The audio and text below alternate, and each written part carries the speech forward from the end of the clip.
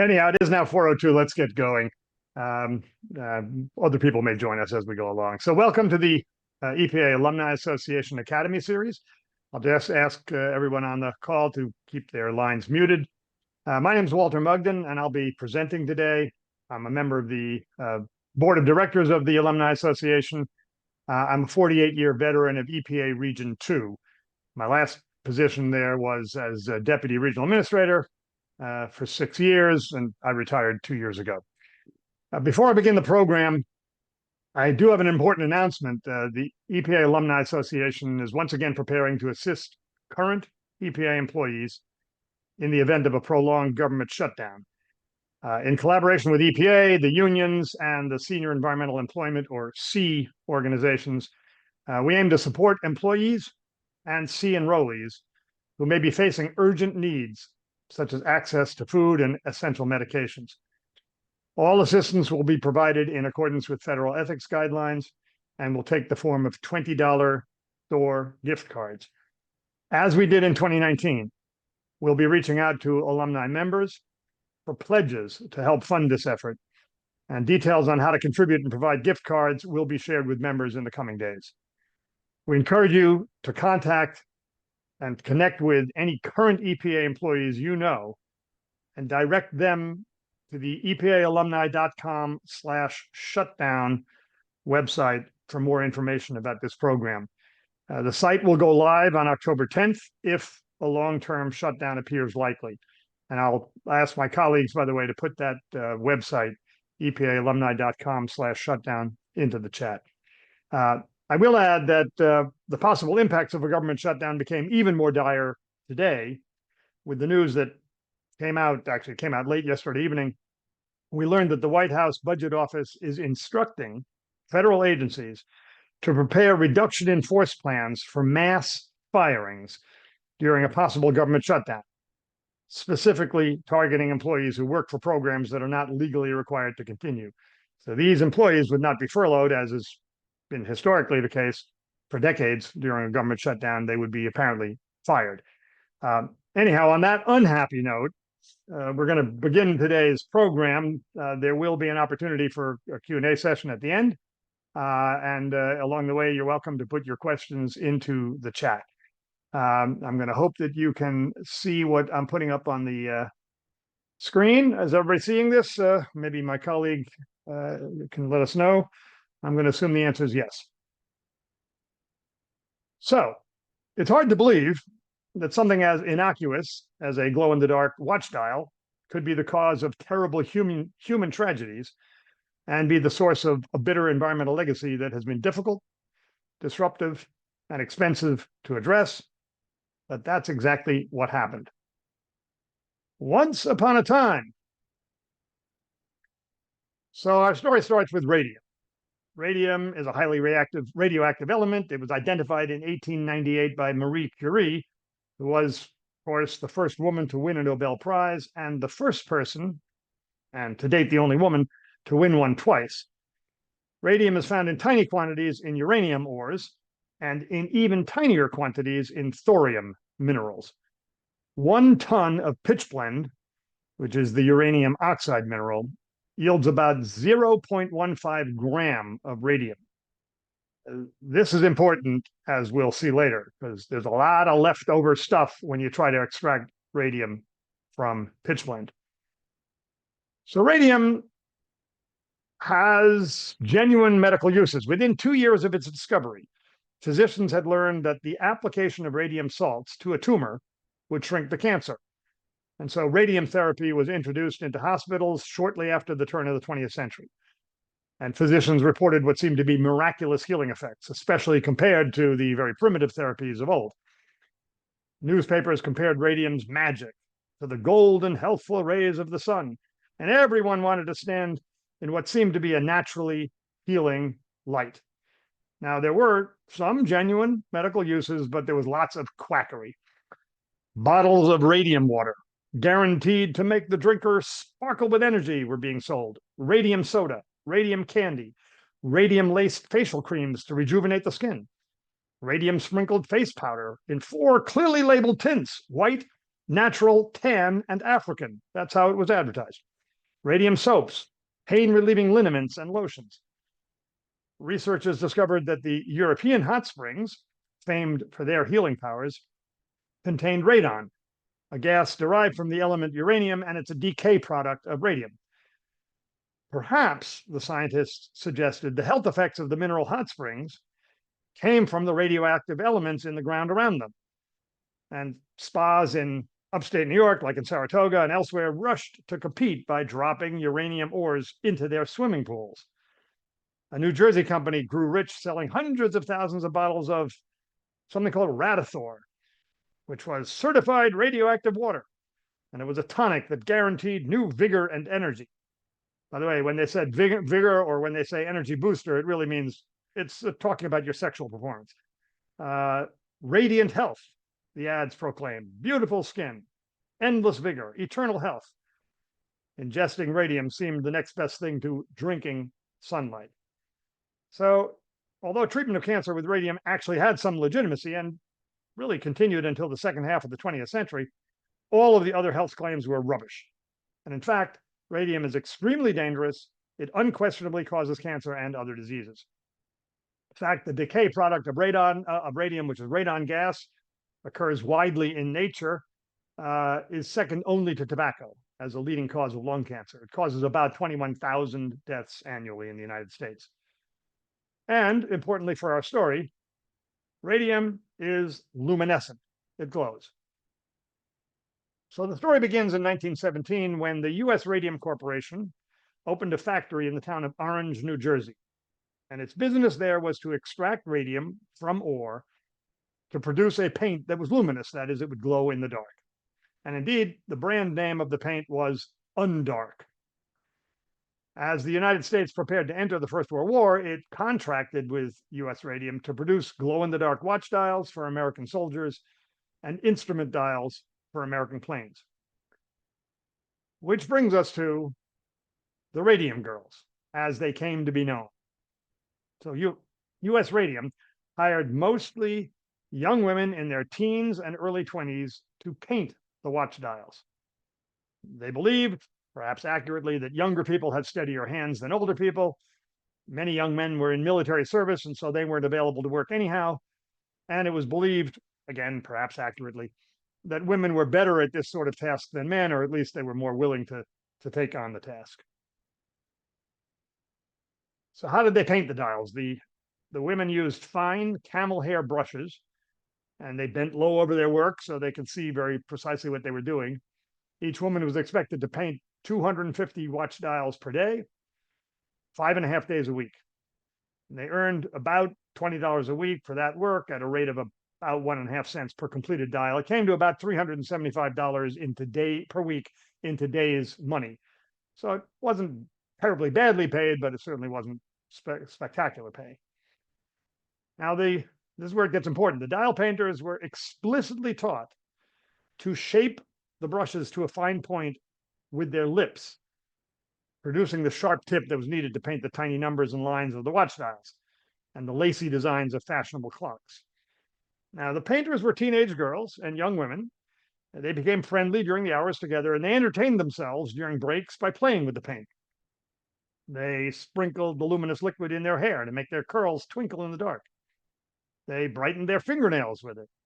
One girl covered her teeth to give herself a sort of a Cheshire cat smile when she went home at night. None of them considered this to be risky behavior. Why would they, when doctors were using the same material to cure people? And wealthy spa residents were paying good money to soak in the stuff, and the popular tonic Radithor was promoted by a neighboring company. No one, certainly not the dial painters themselves, saw anything to worry about. Marie Curie herself, she toured the US in 1921 seeking money for radium research, and as she talked to the crowds that gathered to see her, she did not fear her own discovery. And on the contrary, she kept vials of radioactive isotopes in her skirt pockets, and she would bring them out to show off during her lectures. She liked to see them in the dark, she'd say, to sit back and watch their pretty blue-green light. So what could possibly go wrong? Well, one by one, the dial painters began mysteriously to fall ill. Their teeth fell out, their mouths filled with sores, their jaws literally rotted. They wasted away, weakened by an apparently unstoppable anemia. By 1924, 9 of the dial painters were dead. They were all young women in their 20s. They were formerly healthy, with little in common except for those hours they'd spent sitting at the iron and wood desks at the factory, painting the tiny bright numbers on delicate instruments. Among the most painful and disfiguring of their illnesses was this radium jaw, as it was called, which was necrosis or rotting of the actual jaw bones, which received high doses as women pointed the brushes. Many of the 80 to 100 women employed by the U.S. Radium died very young. We don't know the exact number. So what was the corporate response? Well, the U.S. Radium Company was aware of the dangers of exposure. Managers and chemists routinely used shielding and protective clothing, but the women painting the dials were assured that their work was safe and, as I said, were encouraged to point the brushes in their mouths. The company even engaged in a reprehensible campaign of disinformation, suggesting that the women's ailments were attributable to syphilis. It's hard to imagine corporate behavior more despicable than that. By 1924, as workers continued to die, managers at the U.S. Radium Company hired a team of scientists from Harvard University to investigate the accelerating reach of inexplicable death. The team was led by Harvard physiology professor named Cecil Drinker. The Harvard scientists discovered that the plant was thick with radium dust. The employees were covered in it, coated in it. The Drinker report was grave. It indicated a heavily contaminated workforce and unusual blood conditions in virtually everyone who worked there. In the dark, one researcher said, the dial painters glowed like ghosts. The investigation concluded that the deaths were connected to the factory work. Still, the scientists noted that radium had such a safe reputation that they were reluctant to blame it completely. But even that cautious assessment didn't go over well with the factory management. The U.S. Radium Corporation refused to allow the study to be published, saying the information was too sensitive to be released. The company did, however, provide a version of the report to the New Jersey Department of Labor. It credited Cecil Drinker as the author. However, the ominous descriptions of unhealthy conditions were replaced with glowing praise, stating that, quote, every girl is in perfect condition. Even worse, U.S. Radium's president disregarded all of the advice in Drinker's original report, making none of the recommended changes to protect the workers. Now, the fraudulent report that had been given to the Labor Department, the New Jersey Labor Department, was discovered by a colleague of Drinker's named Alice Hamilton in 1925. Her letter prompted Drinker to make the information public by publishing his original report in a scientific journal. The U.S. Radium executives were furious and they threatened legal action, but Drinker published his findings nonetheless. And among other things, his report stated, quote, dust samples collected in the workroom from various locations and from chairs not used by the workers were all luminous in the dark room. Their hair, faces, hands, arms, necks, the dresses, the underclothes, even the corsets of the dial painters were luminous. One of the girls showed luminous spots on her legs and thighs. The back of another was luminous almost to the waist, unquote. Now, that report was published in a scholarly journal. It wasn't broadly disseminated. But the same year, in 1924, a team of less cooperative scientists also started pursuing the problem at U.S. Radium, running tests on many of the ailing workers, some of them still employed, others who had moved on to other jobs. The doctors from the Consumers League of New Jersey, already well known for its uncompromising positions on worker safety, did publish their findings, summing up with a declaration that the factory in Orange was incubating a new, strange, and terrible occupational disease. At this point, the chief medical examiner in Essex County, which is where the U.S. Radium Company was located, a gentleman named Harrison S. Martland, decided to conduct his own investigation, one that would be uncolored by claims of either pro-management or pro-worker bias. It did not take him long to agree with both sides on one point. Radium exposure was the problem. In his examination of the dial painters, he had discovered a fact that made this impossible to dismiss. The women were exhaling radon gas. As you remember from my earlier comments, radon gas is a decay product of radium, and the women were exhaling radon gas. So radium was bombarding the skeletal material with alpha radiation, blasting it full of tiny holes, and then larger ones, and then larger. It irradiated the blood-forming marrow in the bone center. No wonder the dial painter's jaws were literally rotting away, and hips broken, and ankles crumbling away, anemias and leukemias bubbling in the bone marrow. In 1925, Martland detailed these principles of radiation poisoning in the Journal of the American Medical Association, JAMA, one of the most prestigious publications. He'd learned many of those facts by studying the bones of dial painters who had died. Among those still living, he'd learned to derive a formula calculating the amount of radium in their bodies, which was based on the gas that they exhaled. So radium gas was being produced in the skeleton as the radium there decayed. So to fast forward, and we'll come back to this, in 1927, U.S. Radium ceased operations at the Orange, New Jersey facility. It left the facility with a troubling environmental legacy that we'll talk about in a little bit. It is worth noting also that other watch dial companies had opened elsewhere. There was one, these are also places where watch dials were being painted with radium paint. There was one in Connecticut. Importantly, there was one in Illinois. It moved around a couple of times, but mostly was operating in Ottawa, Illinois, where at the height of its production, 1,000 women were occupied doing the painting. And in fact, they continued at that facility to use radium to paint dials until 1978, although the radium was being generated and the paint was being made and being applied in much, much safer conditions in later years. In the earlier years, during the late 1910s, the teens and the 20s, workers in these other factories were also getting sick and also dying.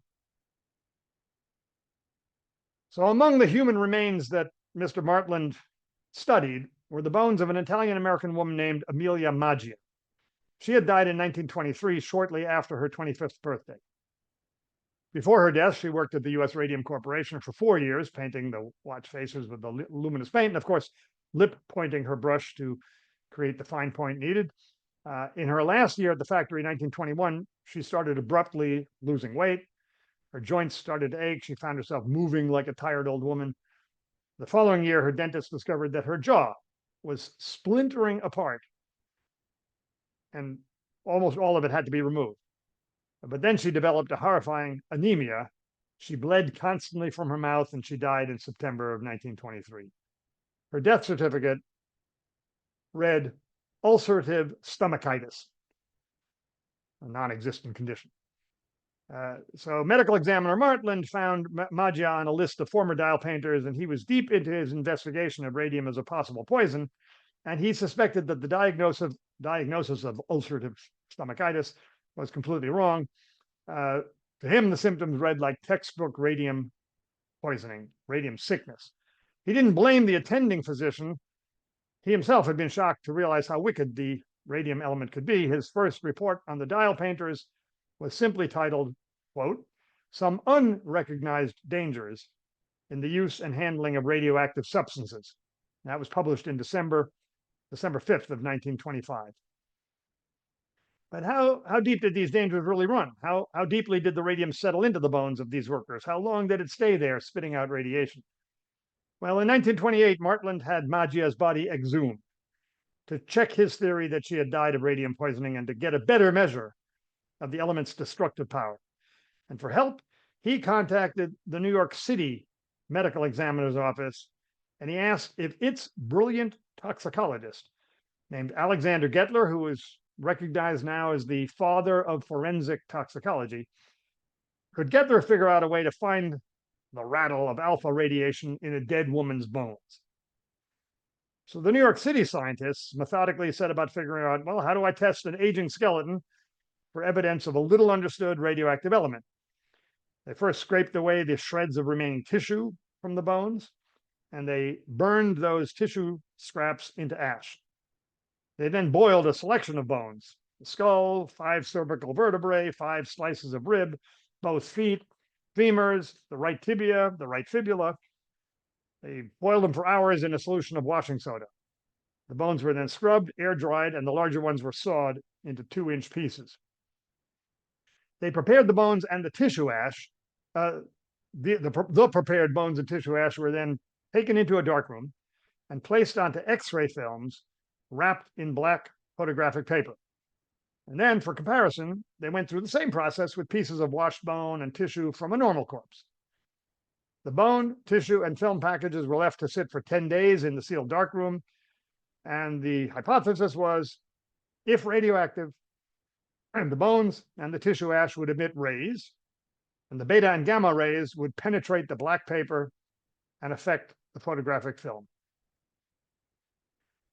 Well, the published photographs, those of the dial painter's bones, Amelia Maggia, showed a dazzle of pale spots starred against a black background, as unmistakable as the glitter of a constellation on a dark night.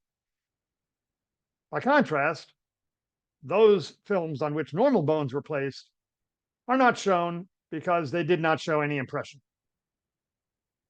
However, from Amelia Maggia's remains, quote, every piece of bone, as well as every tissue ash that we examined, showed radioactivity by the photographic method. Conclusion: if a dead woman's bones still sparked with radiation years after she had died, they had no doubt that the same could be said for the bones of the still living dial painters. Which brings us to Grace Fryer and the lawsuit. A lawsuit that I suggest could be arguably identified as the nation's first and probably the world's first toxic tort suit. So medical examiner Martland's red flag of a report had been published earlier in the December of 1925. That same year, Grace Fryer decided to sue the U.S. Radium Corporation. Eventually, 4 other former dial painters joined her. There were only 5 of them, and they came to be known in the press as the Radium Girls.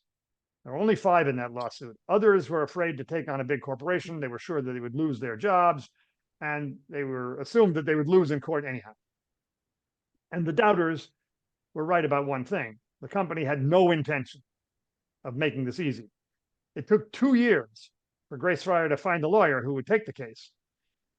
U.S. Radium, after all, was a defense contractor with deep pockets, influential contacts, and that was undoubtedly among the reasons that it took Grace so long to find a lawyer willing to take on her former employer.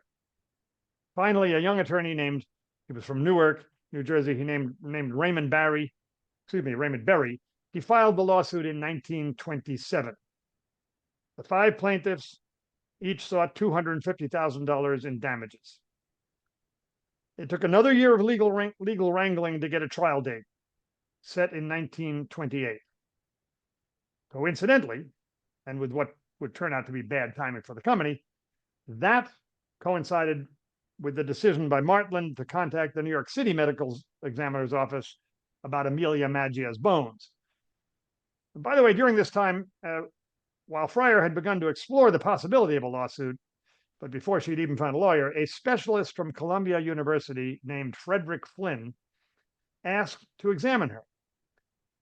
Flynn declared her to be in fine health, and it would be some time before anyone discovered that Flynn was not a doctor, nor was he licensed to practice medicine. Rather, he was a toxicologist on the U.S. Radium payroll. And a colleague, so-called colleague of Flynn, who had been present during the examination and who had confirmed the healthy diagnosis, turned out to be one of the vice presidents of U.S. Radium. The company had no shame. So who were the Radium Girls? They were Grace Fryer, Edna Hussman, Catherine Schaub, Quinta McDonald, and Albina Larice, the last 2 being sisters of Amelia Maggia. As the lawsuit dragged on, the Radium Girls became sicker and sicker. And indeed, at their first appearance in court in January of 1928, 2 of them were bedridden, and none of them could raise their arms to take the oath. Both of Quinta McDonald's hips had fractured. Albina Larice was bedridden. One of her legs was now 4 inches shorter than the other. Edna Hussman could barely shuffle across her room. Years after leaving the factory, her hair still glowed in the dark. Grace Fryer, who now worked in a bank, wore a metal brace from her neck to her hips to support her spine, and she had lost all of her teeth. Catherine Schaub's jaws were starting to break apart. As she told her lawyers, she hoped the money they were seeking would pay for her funeral. Quote, "If I won my $250,000, mightn't I have lots of roses?" Unquote. The Radium Girls began appearing in headlines nationwide, and the grim descriptions of their hopeless condition reached Marie Curie in Paris. And she said, quote, "I would be only too happy to give any aid that I could," adding, quote, "There is absolutely no means of destroying the substance once it enters the human body." And by that time, by 1928, Marie Curie herself had recognized the great dangers of radium. The Radium Girls proved too ill to attend a hearing in April, at which U.S. Radium requested an adjournment until September, because several company witnesses were summering in Europe and would consequently be unavailable. Despite strenuous objections from the Radium Girls' lawyer, the judge adjourned the case until September. Now, Walter Lippmann, the editor of the influential New York World newspaper, wrote of the judge's decision, calling it, quote, "a damnable travesty of justice. There is no possible excuse for such a delay. The women are dying. If ever a case called for prompt adjudication, it is the case of 5 crippled women who are fighting for a few miserable dollars to ease their last days on earth." And in the later editorial, he wrote, "This is a heartless proceeding. It is unmanly, unjust, and cruel. This is a case which calls not for fine-spun litigation, but for simple, quick, direct justice." In the face of this public outcry, the judge in the case relented, and he scheduled the trial for June. Meantime, 13 other dial workers, including Schaub's cousin, had died in the 3 years since the Martland report, and since Grace Fryer initially decided to seek a lawyer to file the lawsuit. And meanwhile, in the litigation, the company had made a statute of limitations argument. So the company argued that the statute of limitations had run out on the Radium Girls. New Jersey law was clear. It required court action within 2 years of an injury. The workers should have come to court, said the company, when they were actually exposed to the radium in the factory, not now, years, many more than 2 years later. They no longer had jobs with the U.S. Radium Corporation.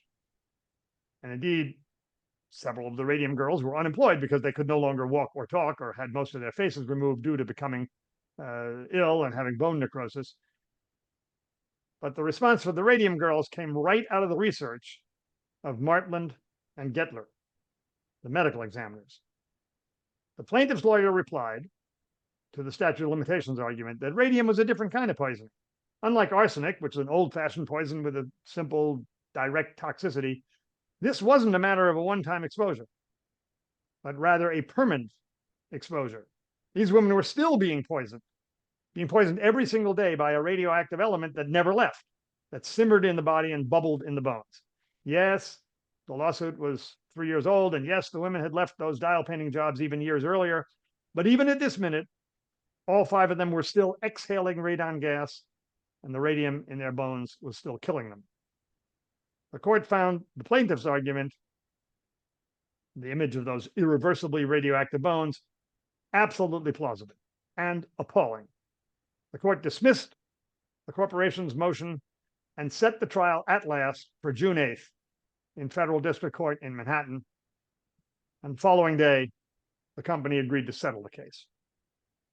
The parties had earlier allowed to allow U.S. District Judge William Clark to try to mediate an out-of-court settlement. Now, the company made a final offer, and Berry and the Radium Girls accepted it, albeit reluctantly, and despite learning that their mediator was himself a U.S. Radium Corporation stockholder. Nevertheless, their situation was too desperate to refuse because the women were not expected to live much longer. Under the settlement, each woman would receive $10,000, equivalent to about $183,000 today. And they would have all of their medical and legal expenses paid. They would also receive a $600 per year annuity for as long as they lived. Unsurprisingly, very few of the annuity payments were actually collected. It was way much less than the dial painters had hoped for, but they had made their point, and they had started the country on a path to regulating radioactive materials, with both Martland and Gettler involved in that crusade. So the passing of the Radium Girls. Grace Fryer herself died in 1933 at the age of 34. She lived longer than many of the others. By the mid-1930s, all of the Radium Girls were dead, and they were so contaminated that radiation can still be detected at their graves. Undark indeed. So, as I said, the last of the famous Radium Girls died in the 1930s, but many other former factory workers also died of radium poison without finding justice. Later medical research would determine that radium behaves much like calcium inside the body, causing it to concentrate in the teeth and bones. By shaping their brushes with their lips, as instructed by their knowledgeable supervisors, the dial painters had ingested anywhere from a few hundred to a few thousand microcuries of radium per year. 1/10 of a microcurie is now considered to be the maximum safe exposure. So what is the Radium Girls' legacy? Well, this tragedy was one of the most important motivating forces behind the development of occupational health and safety regulations. Along with the 1911 Triangle Shirtwaist Factory, the infamous fire. That fire in the Triangle Shirtwaist Factory in Lower Manhattan killed 146 people, including 123 women and girls. And one of the people who saw it and who was deeply shocked by the callous company that locked all the doors to the building, making it impossible for most of the people to get out from the fire, was a young woman named Frances Perkins. She would later become the first Secretary of Labor for the state of New York under Governor Franklin Roosevelt, and still later become the first Secretary of Labor of the United States under then President Franklin Roosevelt. She was the first woman to be a member of the US cabinet, and she was the architect of many of FDR's most important achievements, including Social Security, the minimum wage, the right to unionize, and the development of worker safety and protection standards. Now, there was no dearth of workplace horrors and tragedies to motivate the development of occupational safety and health legislation as the Industrial Revolution unfolded. But the terrible and horrible fire at the Triangle Shirtwaist Factory and the case of the Radium Girls a decade later, although these were just two among many incidents, they made a unique impression on people. And in the case of the Radium Girls, because of the successful lawsuit, and perhaps because the victims were all young women in the prime of their life, their story resonated especially strongly. And indeed, the Radium Girl story is a truly compelling one. It's the subject of an award-winning full-length book by Kate Moore that tells their history in gripping detail. The story has been turned into a play by D.W. Gregory and a movie by Lydia Pilcher and Ginny Moeller, of which the comedian Lily Tomlin was an executive producer. The movie, by the way, is a docudrama. It's a faithful telling of the events, but with actors portraying the real people and with imagined dialogue. Now, there's some strong EPA links here. For example, the daughter of Jim Wilford, formerly of Olam Osredi, performed in the play version when she was in high school. The premiere of the movie was at the New York Film Festival in 2020, and after the showing, which I had the good fortune to attend, there was a panel discussion about environmental issues under the first Trump administration, the one we thought would also be the last, and Betsy Sutherland was the featured speaker. And Betsy is another well-known EPA retiree, formerly of OW and Olam prior to that. And the story has inspired a beautiful, haunting, eerie piece of music by Michael Busewitz Quorum, titled simply The Radium Girls. And here's another EPA connection. That piece was performed a few years ago by the Indianapolis Women's Chorus, of which former EPA Deputy Administrator Janet McCabe is a member, and she sang in that performance.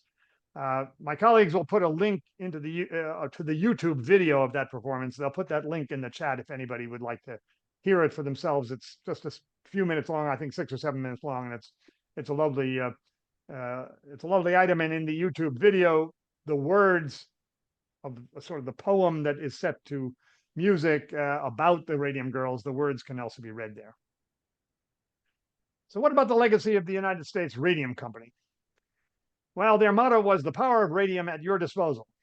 And disposal was the operative word here. So during their 10 years of operation in New Jersey, U.S. Radium processed thousands of tons of ore to extract the tiny amounts of radium that were in those ores. And so there were a lot of leftovers, and the leftover waste, which was still dangerously radioactive, was simply dumped on the company's factory property. But in addition, a lot of the waste was given away for use as backfill for residential construction in nearby bedroom communities. It was used for aggregate to make concrete, for sidewalks and foundations. It was used to fill in and regrade low-lying areas. These were in the surrounding communities of West Orange, Glen Ridge, and Montclair. Hundreds of residential properties were contaminated with radioactive materials, and the homeowners knew nothing about it until the early 1980s. So fast forward to the 1980s. The Superfund law, the Comprehensive Environmental Response Compensation and Liability Act, or CERCLA, better known as Superfund, was passed in December of 1980. And one of the first things it asked EPA to do was to create a list of national priority sites that were high priority for getting cleaned up under the authority of this new law. And in 1983, in the earliest listings, the factory site was put on the Superfund list, as were the contaminated properties in Montclair and Glen Ridge. They were added to the NPL a couple of years later in 1985. By this time, the company was long out of business. So under the Superfund law, the cleanup work was paid for by the federal and state governments. Uncle Sam, EPA, paid 90%, and the state paid 10%. So just a quick recap of Superfund. Many of you probably know this, but it was enacted in December 12, 1980. It was the final environmental law passed during the amazing environmental decade, which is the 11 years from 1970 to 1980, that started with NEPA, the National Environmental Policy Act, in the beginning of 1970 and ended with CERCLA in 1980. CERCLA created this fund, a trust fund called the Superfund, to pay for cleanups of abandoned sites that had releases of hazardous substances. It was a complement to RCRA and other forward-looking environmental laws, Clean Air Act, Clean Water Act, Safe Drinking Water Act, so on, which looked forward. CERCLA looks backward to releases attributable to past actions, including when those releases were legal, as many of them were. Superfund was originally paid for by the taxes on the chemical and petroleum industries. Those taxes expired in 1995, and they were finally reauthorized in 2022 and 2023 under the Bipartisan Infrastructure Law and the Inflation Reduction Act of those years, respectively. And they have survived the current budget of this administration. Those taxes are still being collected now. CERCLA also created a liability scheme to assign the costs of cleanups to 4 categories of parties known as potentially responsible parties, or PRPs. That acronym is not pronounced PERPs. And these are the 4 categories of who are PRPs. They're the current owner and operator of the site that has a release of a hazardous substance, the past owner or operator at the time of the release, those who generated the hazardous substances and arranged for their disposal, and those who transported the hazardous substances to a disposal site that they selected. And these parties are jointly and severally liable for the cost of cleanups. They can also be ordered to actually carry out the cleanup, and that's EPA's preferences when they can be found. But in this case, the company was long gone, and so the government had to pay for the cleanup because there were no viable PRP. I suggest, by the way, that CERCLA has had as great an impact on corporate America as the other environmental laws combined, but that is debatable, and reasonable people can differ on that. So what about the cleanup of the radium wastes? Well, EPA investigated 650 properties for radiological contamination. Contaminated soil was sufficiently contaminated to be excavated at 250 properties. During the excavations, all the residents were relocated to temporary living quarters. The excavations often extended under the houses. The houses had to be jacked up and supported while the excavation took place. Tens of thousands of tons of dangerously radioactive waste were carefully handled by workers dressed in the cumbersome protective gear that people commonly call moon suits. The wastes were then containerized for shipment, and they were sent across the continent for disposal at specially constructed and permitted facilities.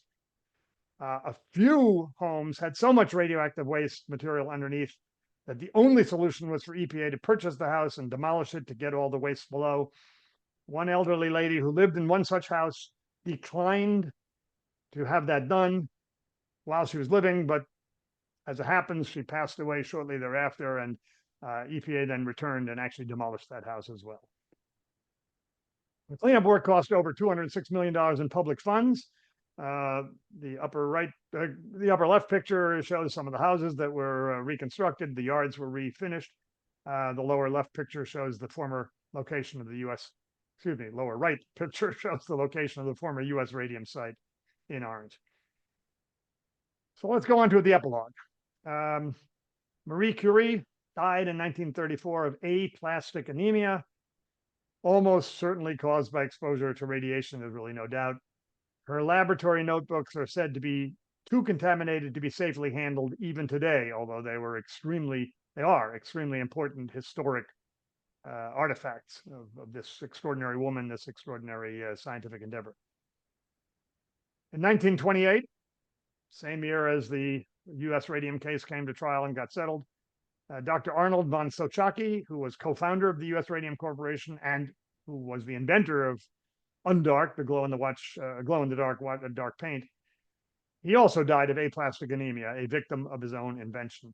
And before he died, he too admitted that the hazards his company's business did pose. And in December of 1928, the Surgeon General of the United States called a conference on radium factory safety standards. At dial painting factories across the country, there were, as I said earlier, there were way more than one. There were numbers of them.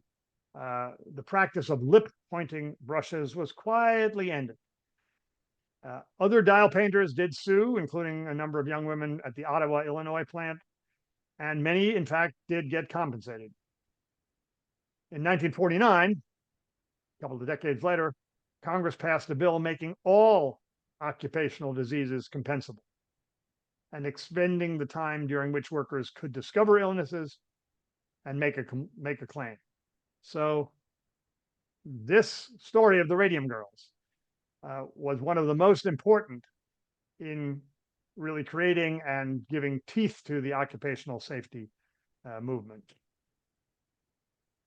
We'll never know how many residents in Montclair and Glenridge actually suffered health effects from their exposure, sometimes over many decades, to the radioactive waste on which they were living, but it is reasonable to assume that there were health impacts for those residents. And as I said earlier, we don't know how many of the 80 to 100 women employed at U.S. Radium's New Jersey plant and the thousands of women and dial painters employed elsewhere died from radiation-induced sickness, but the number is probably very high. The photograph of the newspaper photograph in the lower left there is a picture of 6 women who were among the plaintiffs. They worked in the Ottawa, Illinois plant, and they were among the plaintiffs. They also received a settlement, but they, of course, also were waiting for death. And this other photograph here on the right is a statue of a radium girl that stands in Ottawa, Illinois. What we do know is that we owe a deep debt of gratitude to Grace Fryer herself and the other brave radium girls who used their last energies to expose the unforgivable actions of a callous employer and who laid the groundwork for safer conditions for workers everywhere. And that is their legacy, for which we are all very, very grateful. So that brings us to the end of our presentation. We'll take questions in a moment. If you have questions, Every time I give this program, I actually choke up at the end there because it's such a compelling story. But thank you for the reactions. If you have questions, please put them in the chat. We'll get to them in just a moment. Before we do, let me invite you to participate in our future programs. On October 29th at 6 p.m., we're going to hear from the Partnership for Public Service and Feds Forward about issues that are really important affecting EPA and other government employees. We're going to be looking to support federal employees and to help in career transition where, unfortunately, it may become necessary. On November 18th at 4 p.m., we're going to have an update on all the important litigation affecting EPA and have a stellar panel for that one. And on December 11th at 4 p.m., we have a fascinating program on agriculture and climate change, an issue that isn't often talked about, but that's enormously important.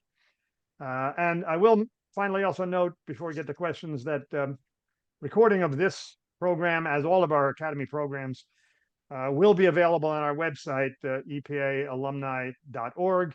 And if you have any reason to want to look at it again, you're welcome to do so. But also, folks who couldn't make it, we'll let them know that that's where it's available.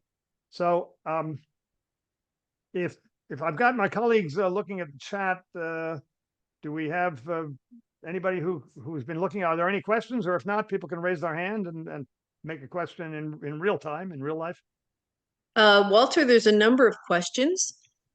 The first one is, yeah. Pardon me? Yeah, if you can read them out, that'd be great.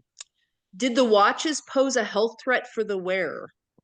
Not to our knowledge. I mean, there were tiny amounts of radium in the paint.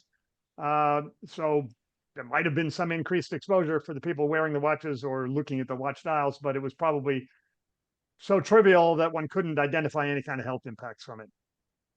And as I said, radium was used to paint watch dials well into the 1970s. So it's all gone. It's not being done anymore, but it was still being done for many years after these tragic events. Were the Radium girls also in Connecticut? Yes, well, there was another Connecticut watch dial painting company there too. I don't think that company extracted radium from ore. They got the radium elsewhere, but they did have dial painters, and the dial painters were similarly taught to point their brushes that way. And there too, we don't have detailed information about it, but we do know that there were women who got sick there and died as well. What did they do with the home contents? I'm sure the house dust was incredibly radioactive. And what happened to the soil hauled away? Oh, interestingly enough, the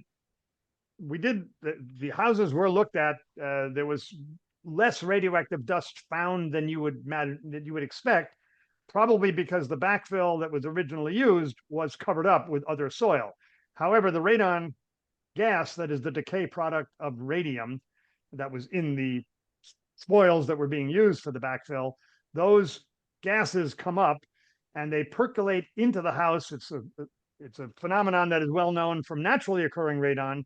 It's also a phenomenon that is well known from what we call vapor intrusion, where other kinds of toxic chemicals like volatile organic compounds, TCE, PCE, and the like, that are in the groundwater or in the soil volatilize, and they get up underneath the foundation of a house.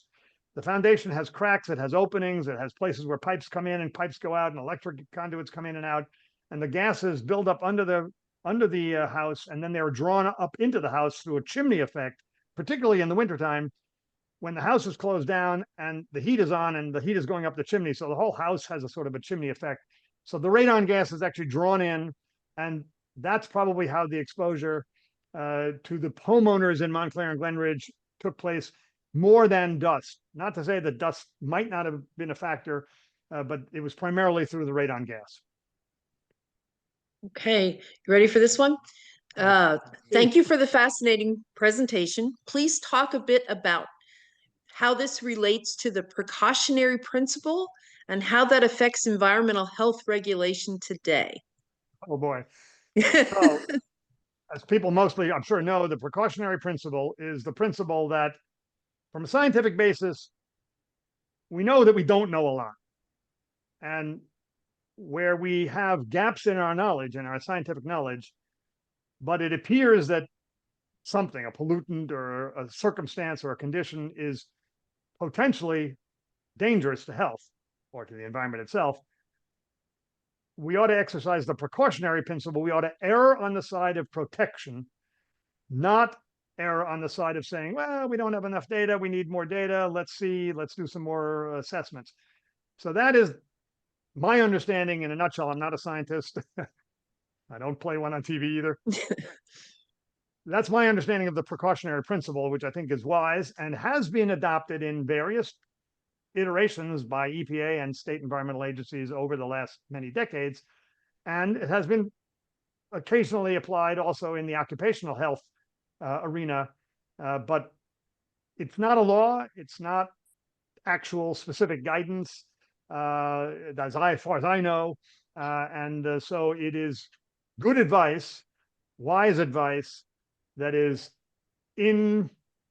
consistently applied. How does it apply to things going on today? All of you can be the judge of it as well as I. I don't think this is the right forum for a detailed political discussion, but if we think about the regulatory actions that are being taken with respect to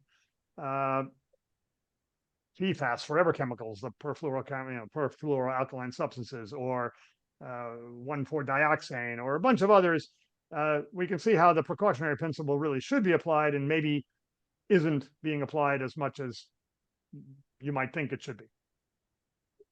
Fantastic. Kind of a waffling answer there, but the best I can do here on the spur of the moment. Okay, a couple more. It looks like slide number 34 shows a water body in close proximity to the former site. Do you know whether it was also tested for radiation? I don't know the answer. That's an interesting question, and I actually am going to go back if I can find some of my colleagues who worked on site way back. I wouldn't be surprised if the answer is yes, because we do pretty often test the sediments. Now, the way it would have had to got into the waterway is if some of that waste material from the ore processing, rather than being dumped on the ground somewhere or being given out to the homeowners or the developers in Montclair and Glenridge and other communities, if instead of that, some of it had found its way into the waterway, either by storm runoff or perhaps even being intentionally dumped, I don't know, that could have accounted for sediment contamination. My guess is that if it happened minimally, because it wasn't the company's intention to do that. Rather, they intended to give the stuff away and to dump it on the backyard. So it might have happened, but I don't know the answer exactly. It makes me curious, and I'll see if I can try and find out. Okay. Was there an increased risk of lung cancer in the radon houses in Montclair or Glenridge? We have no way of knowing that because cancer registries weren't faithfully developed by state health departments until much, much later. And people move in and out. So you'd have to have known how long was a person living in this house, and then be able to follow that person when they moved somewhere else, and then find out what they died of, and find out if whatever they died of could be plausibly related to radon exposure. That's an amount of data that we just don't have. And so that kind of epidemiological evaluation was never carried out because the data wasn't available. So again, those are the as I said earlier, I think it is fair to assume that at a minimum, the radon had some health impacts on some and maybe many of the residents. So I want to share, there's no other questions, but there's a comment that I think would resonate with most of the people on this call. Deeply appreciate opportunity to listen to this. It was a reminder of why I entered the field of environmental health decades ago. I think that's a pretty fair statement that applies to everyone here. Allison, is there breakout rooms? I can start them. Yeah. If people would like, they can continue having conversations with their colleagues. But this is Lori Boughton on behalf of all of us on the Academy Committee. Walter, thank you. You knocked it out of the park. And he look sharp? As I told my colleagues earlier, I had to remember how to tie a tie. So fantastic. Thank you. Great presentation. Thanks to all of you.